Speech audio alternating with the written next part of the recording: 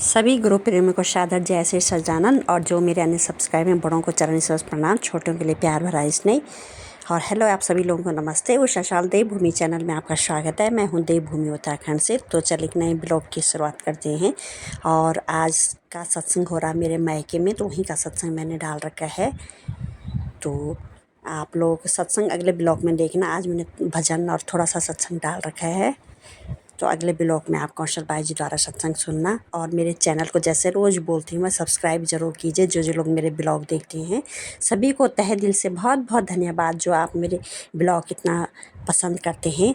और धार्मिक ब्लॉग भगवान की चर्चा इतना पसंद करते हैं तो बहुत खुशी होती है। मेरे ज़्यादातर ब्लॉग सत्संग के आते हैं, बाकी कुछ ब्लॉग में ऐसे अपनी संस्कृति या खान पान का भी जैसे बताती हूँ डालती रहूँगी, जैसे थोड़ा बहुत बीच बीच में। तो चलिए आप फिलहाल अभी ब्लॉग देखिए आप मेरा, आगे भजन कीर्तन का आनंद लीजिए आप लोग मेरे ब्लॉग के माध्यम से। गुरुदेव मेरी नैया लगा देना, गुरुदेव मेरी नैया उस पार लगा देना। अब तक तो निभाया है, आगे भी निभा देना, गुरुदेव मेरी नैया उस पार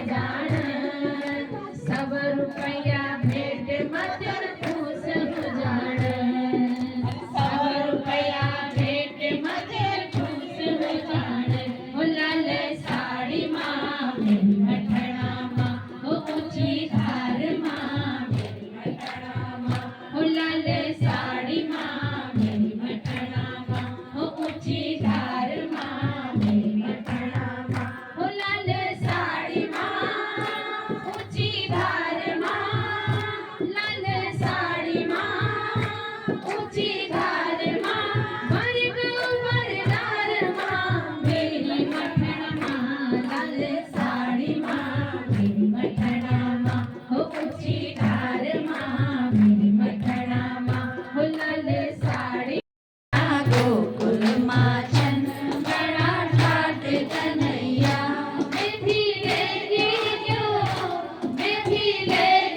क्यों गोकुल का बाट कन्हैया मैं भी लेगी क्यों गोकुल का बाट कन्हैया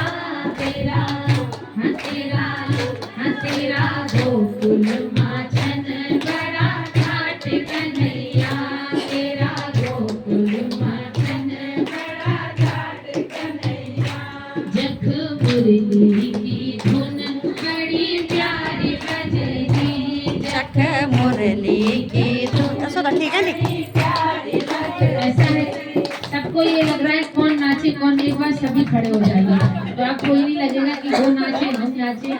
वो जख मुरली की धुन बड़ी प्यारी बजती जख मुरली की धुन बड़ी प्यारी बजती बख गोपियों की धुन बड़ी प्यारी सजती बख गोपियों की धुन बड़ी प्यारी सजती जख गोपी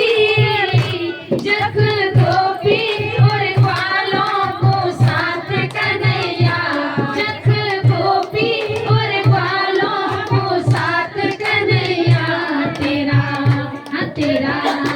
तेरा गोकुल माचन बड़ा ठाट कन्हैया तेरा गोकुल माचन बड़ा ठाट कन्हैया ओ मैं भी लेगी क्यों गोकुल को बाट कन्हैया मैं भी लेगी क्यों गोकुल को बाट कन्हैया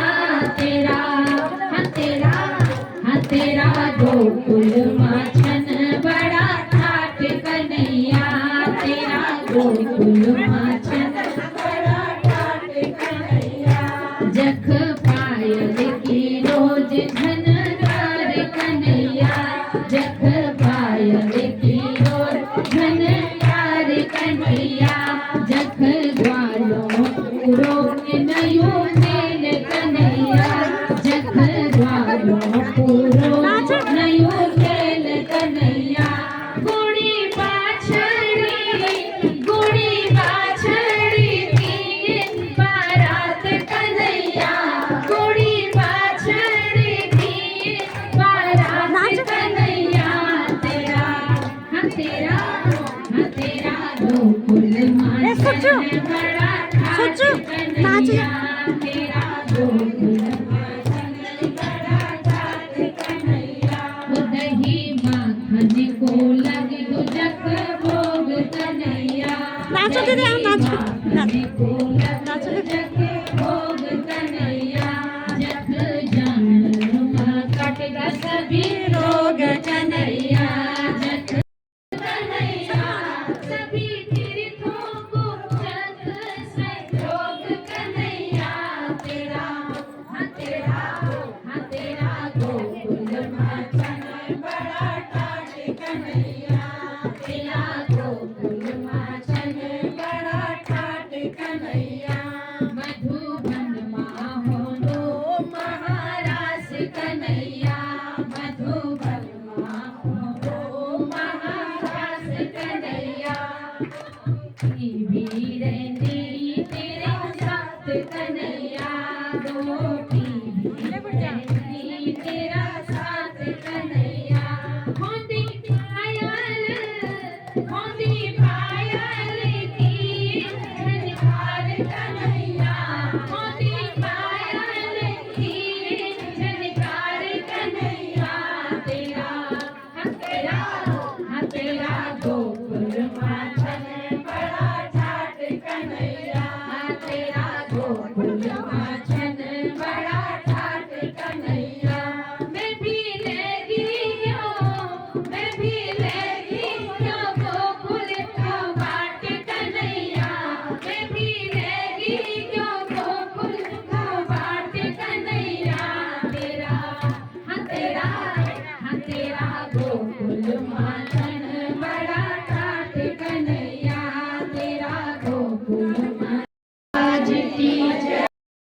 तथा सत्संग सुनने का सौभाग्य प्राप्त हुआ है, जिसके लिए हमारे धर्म शास्त्रों में बताया कि सुत दारा और लक्ष्मी पापी घर भी होए, संत समागम हरि कथा तुलसी दुर्लभ दोई। जन्म जन्म का साथ है हमारा तुम्हारा, हमारा इस दुनिया में आकर हमने तुम्हें बुलाया, इस दुनिया में आकर हमने तुम्हें बुलाया। माया मोह में फंसे कर नाम तेरा ना ध्याया, माया मोह में फंसे कर नाम तेरा ना ध्याया। बेड़ा पार लगा दो प्रभु जी तुम ही हो एक सहारा, बेड़ा पार लगा दो सतगुरु तुम ही हो एक सहारा। जन्म जन्म का साथ है हमारा तुम्हारा, हमारा तुम्हारा। जन्म जन्म का साथ है हमारा तुम्हारा, हमारा तुम्हारा। भक्ति अगर ना पूरी हुई तो देना जन्म दोबारा, भक्ति अगर ना पूरी हुई तो देना जन्म दोबारा। जन्म जन्म का साथ है हमारा तुम्हारा, हमारा तुम्हारा। जन्म जन्म का साथ है हमारा तुम्हारा, ज्ञान की ज्योत जला दो जीवन मेरा अंधेरा, ज्ञान की ज्योत जला दो जीवन मेरा अंधेरा। शांति की शर्ता बहा दो कर दो मुझे सवेरा, शांति की शर्ता बहा दो कर दो मुझे उजाला। साथ न छोड़ेंगे हम तेरा जब तक श्वास हमारा, साथ न छोड़ेंगे हम तेरा जब तक श्वास हमारा। जन्म जन्म का साथ है हमारा तुम्हारा, हमारा तुम्हारा। जन्म जन्म का साथ है हमारा तुम्हारा, हमारा। भक्ति अगर ना पूरी हुई तो जन्म जन्म का साथ है हमारा तुम्हारा, हमारा तुम्हारा। जन्म जन्म का साथ है हमारा,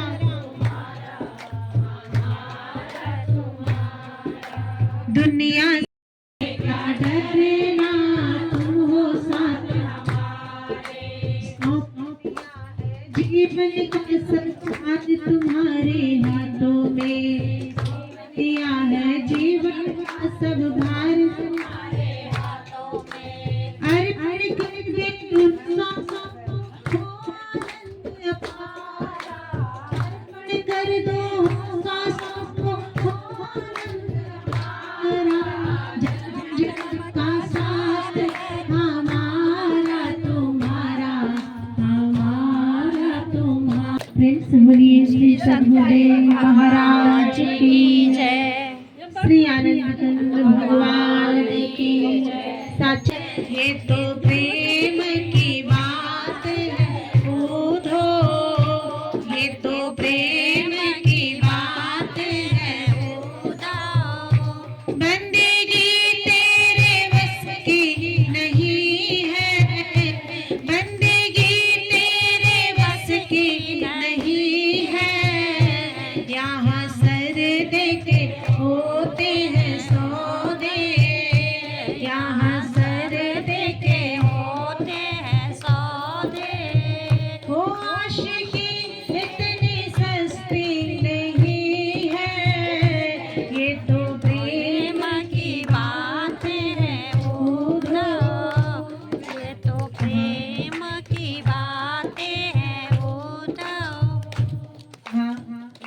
कि गोपियां उद्धव जी को समझाने लगी।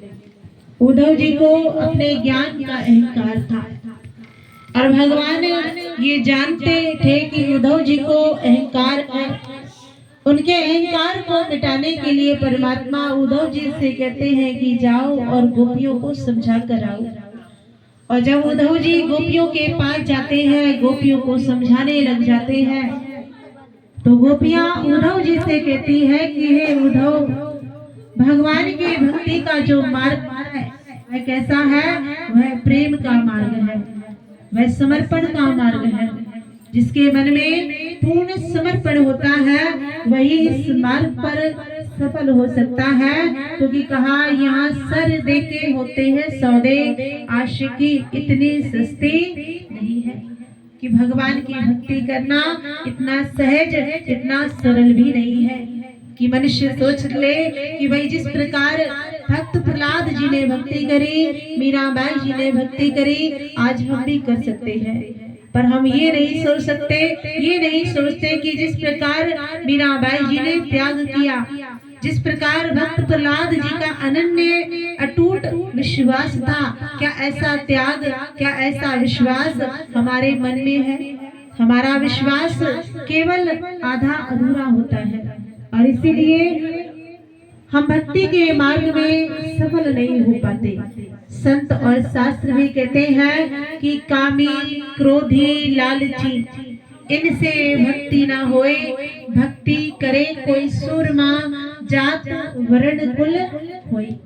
कि जो व्यक्ति कामी है, कामी का मतलब जिसकी बहुत सारी इच्छाएं हैं, बहुत सारी कामनाएं हैं, ऐसा व्यक्ति भगवान की भक्ति नहीं कर सकता। क्योंकि वह तभी तक भक्ति करता है जब तक उसकी इच्छाएं पूरी हो रही है। और जैसे एक दो इच्छा अधूरी रह गई तो वहीं पर वो भक्ति पर क्या लगा देता है? विराम लगा देता है। वह भक्ति के मार्ग में आगे बढ़ पाता नहीं। क्रोधी स्वभाव का व्यक्ति भी भगवान को प्राप्त कर सकता नहीं। लोभी और लालची स्वभाव का व्यक्ति भी ईश्वर की प्राप्ति करने से वंचित रह जाता है। भगवान की भक्ति वही कर सकता है जिसके मन में परमात्मा के चरणों में अटूट श्रद्धा और अनन्य भाव होता है। जैसे माता सबरी का अटूट विश्वास था।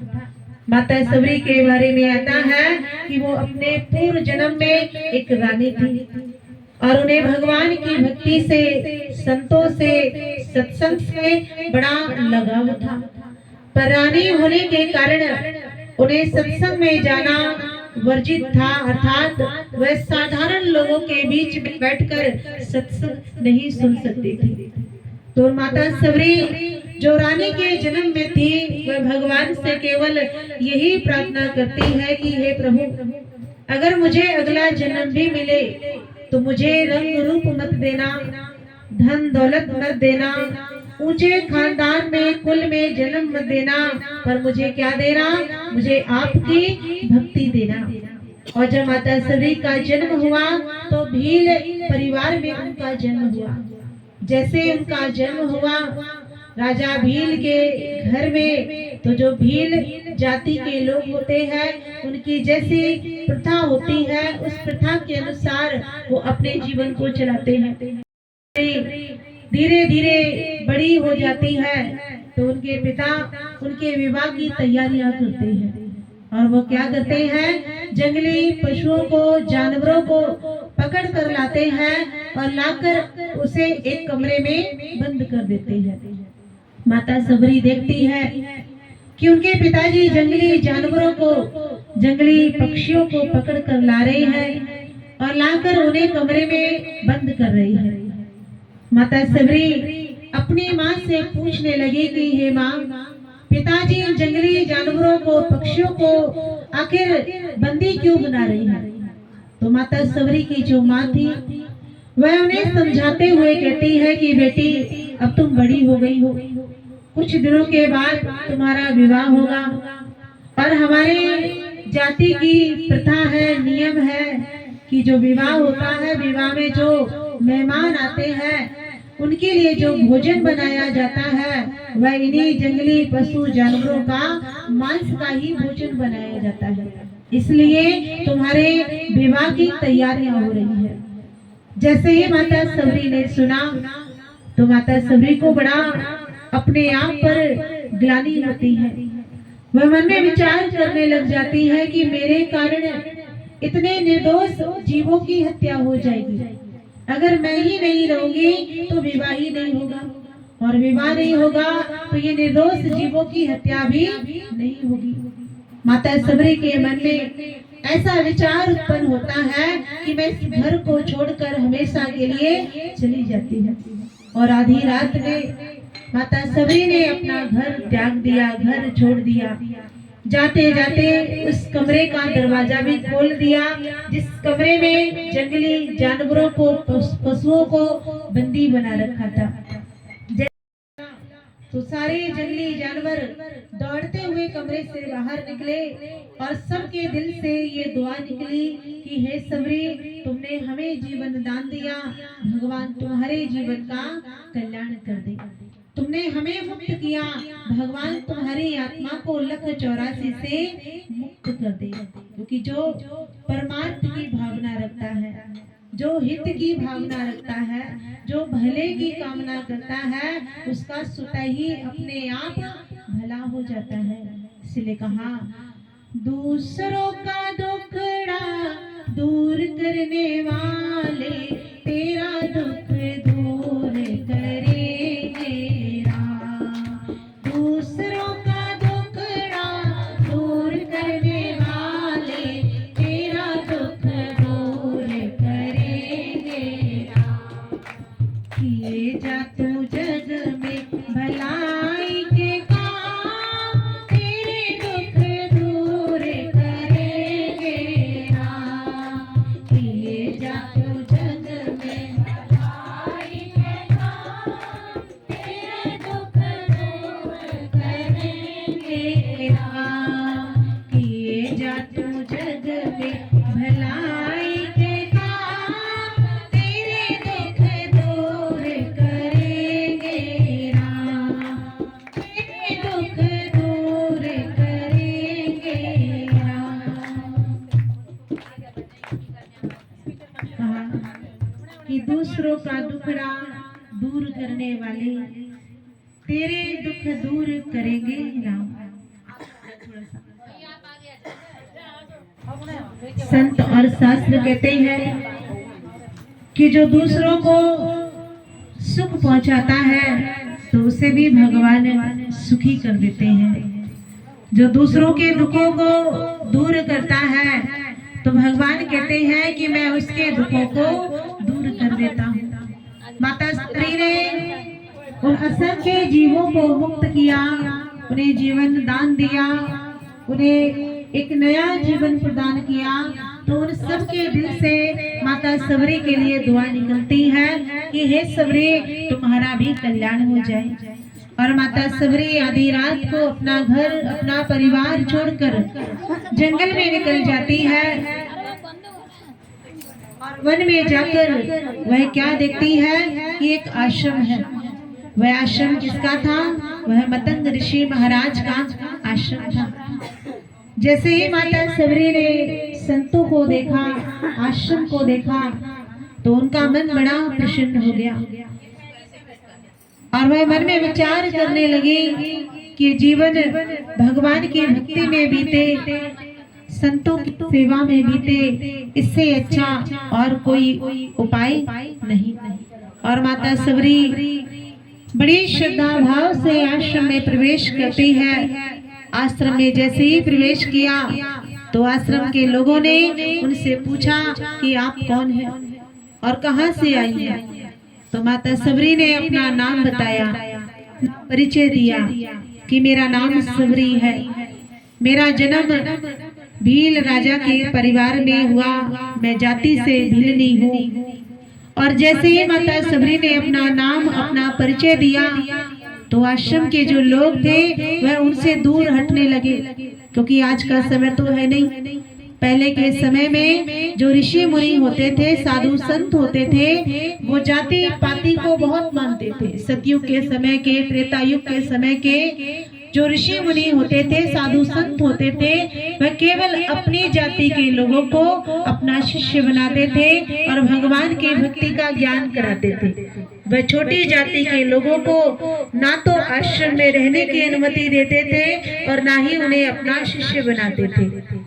जैसे सबरी माता के बारे में आश्रम के लोगों को पता चला तो सब ने उनसे साफ इनकार कर दिया कि आप हमारे आश्रम में रह सकते नहीं, क्योंकि आपकी जाति निम्न है और वैसे भी आप महिला हैं। उन्हें आश्रम में रहने से इनकार कर दिया। हो जाती है और आश्रम से बाहर आ जाती है। एक पेड़ के नीचे बैठकर विचार करने लग जाती है, भगवान से प्रार्थना करने लग जाती है कि हे प्रभु, अगर जीवन दिया है तो जीवन जीने का मार्ग भी दिखा दीजिए।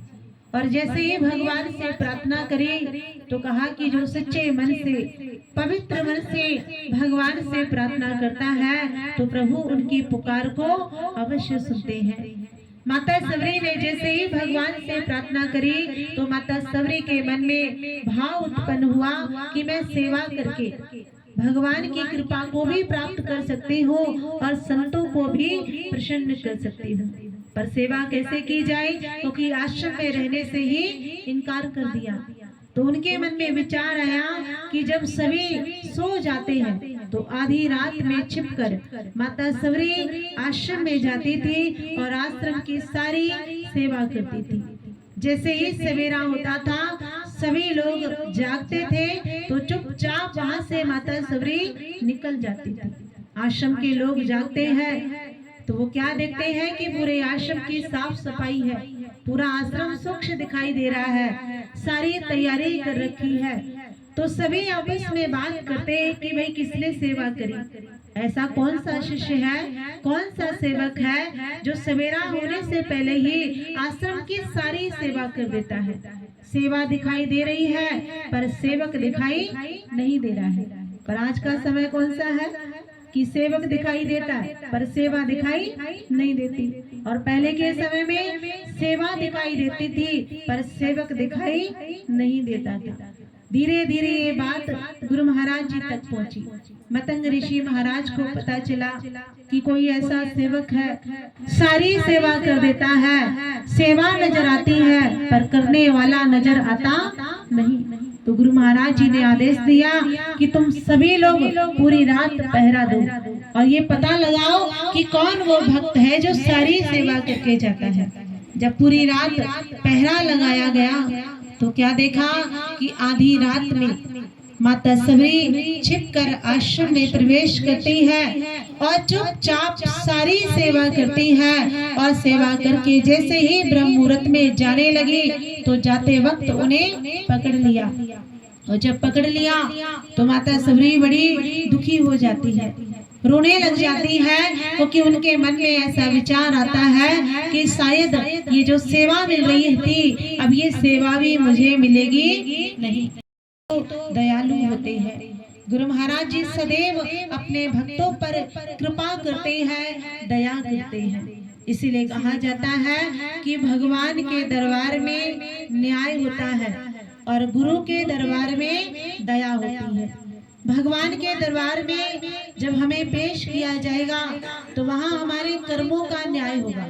हमने जैसे कर्म किए वैसा परिणाम हमें प्राप्त हो जाएगा। पर गुरु महाराज जी के दरबार में दया होती है। गुरु महाराज जी के दरबार में जब पेश किया जाएगा तो गुरु महाराज जी की दया से जीव असंख्य पापों से मुक्त हो जाता है और गुरु महाराज जी दया करके उसे भव सागर से पार कर देते हैं। इसलिए कहा गुरुदेव मेरी नैया लगा देना, गुरुदेव मेरी नैया उस पार लगा देना। अब तक तो निभाया है, आगे भी निभा देना।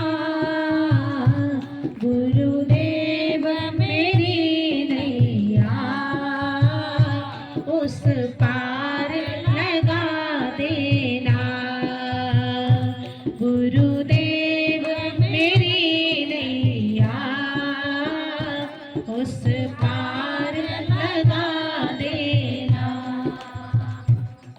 कहा कि गुरुदेव मेरी नैया उस पार लगा देना। गुरु महाराज जी अपने भक्त पर, अपने शिष्य पर कृपा करके, दया करके उसके जीवन को भव सागर से पार कर देते हैं। जब माता सबरी को गुरु महाराज जी के सामने पेश किया गया, लाया गया, तो मतंग ऋषि महाराज गुरु महाराज जी माता सबरी से कहते हैं कि हे पुत्री, अब तुम्हें छिपकर सेवा करने की आवश्यकता नहीं है। आज से तुम आश्रम में रहोगी और आश्रम में रह करके तुम सेवा कार्य करोगी। और जैसे ही गुरु महाराज जी ने ऐसी आज्ञा दी तो माता सबरी बड़ी भावुक हो जाती है और माता सबरी की आंखों में आंसू आ जाते हैं। माता सबरी रोते हुए गुरु महाराज जी के चरणों में नतमस्तक हो जाती है, प्रणाम करती है और सच्चे सदगुरु मतंग ऋषि महाराज ने माता सबरी को आत्मज्ञान दिया, उन्हें भगवान के सच्चे भक्ति का बोध कराया और साथ साथ माता सबरी को आशीर्वाद दिया कि हे सबरी, तुम्हारा भाव इतना पवित्र है, तुम्हारी भावना इतनी महान है, तुम्हारा मन इतना निर्मल है कि तुम्हारे भाव को देखकर प्रभु श्री राम जी स्वयं चलकर आएंगे तुम्हारी कुटिया में और तुम्हें दर्शन देंगे। सबरी को अपने श्री गुरु महाराज जी के वचनों पर इतना विश्वास हो जाता है कि वह उस दिन से नित्य प्रतिदिन प्रभु श्री राम जी के आने की तैयारियां करती है, प्रभु श्री राम जी के आने की स्वागत की तैयारियां करती है, रोज भगवान का इंतजार करती है। जब रोज माता सबरी परमात्मा का इंतजार करती है तो दुनिया के लोगों ने, समाज के लोगों ने माता सबरी का बहुत मजाक भी बनाया, बहुत हंसी भी उड़ाई, उन्हें बहुत बुरा भला भी कहा, पर माता सबरी का जो विश्वास था वह कभी डगमगाया नहीं। जीवन पर्यंत माता सबरी ने प्रभु श्री राम जी का इंतजार किया। माता सबरी को सबरी इसलिए भी कहा जाता है क्योंकि जितना सब्र माता सबरी ने किया उतना सब्र आज का भक्त कर सकता नहीं। माता सबरी ने पूरे जीवन भर भगवान का इंतजार किया और जब वृद्ध अवस्था की माता सबरी हो जाती है तब प्रभु श्री राम जी आते हैं और माता सबरी को दर्शन देते हैं। माता सबरी को दर्शन प्राप्त हो जाता है और माता सबरी का जीवन और उनका नाम संसार में अमर हो जाता है। तो कहने का तात्पर्य कि जो सच्चे भक्त होते हैं उन्हें हर जन्म में भगवान की भक्ति करने का अवसर प्राप्त होता है। माता सबरी को अपने पूर्व जन्म में भी भगवान के चरणों में अनन्य भाव था, उसके बाद भी उनका जब सबरी के रूप में जन्म हुआ तो उस जन्म में भी प्रभु श्री राम जी के साकार रूप में उन्हें दर्शन प्राप्त हुए, भगवान की भक्ति करी और माता सबरी ने अपने जीवन को सफल और सार्थक बनाया। ठीक इसी प्रकार हम सबको भी परमात्मा ने मौका दिया है, हम सबको भी भगवान ने मनुष्य तन प्रदान किया है और इस मनुष्य तन को प्राप्त करके हमारा भी एक कर्तव्य बनता है कि जैसे माता सबरी ने अपने जीवन को धन्य बनाया, ठीक इसी प्रकार हमें भी ऐसे मार्ग को अपनाना चाहिए जिस मार्ग पर चलकर हमारा जीवन पाना सफल और सार्थक हो जाए। तो ऐसा मार्ग हमें संतों के सानिध्य में आने से प्राप्त होता है, सत्संग सुनने से प्राप्त होता है। तो ऐसा सत्संग संतों का सानिध्य आज हम सबको घर बैठे बैठाए प्राप्त हो रहा है। तो ऐसे अवसर से लाभ उठाए और अपने जीवन को सफल और सार्थक बनाए। तो आगे भी हमारे परम पूजनीय भाई जी हम सभी लोगों के समक्ष अपने सत्संग विचार रखेंगे। हम सभी लोग श्रद्धा भाव से उनकी वाणी को श्रवण करें। प्रेम से बोलिए श्री सद्गुरुदेव महाराज की, श्री आनंद कंद भगवान की, साचे दरबार की जय।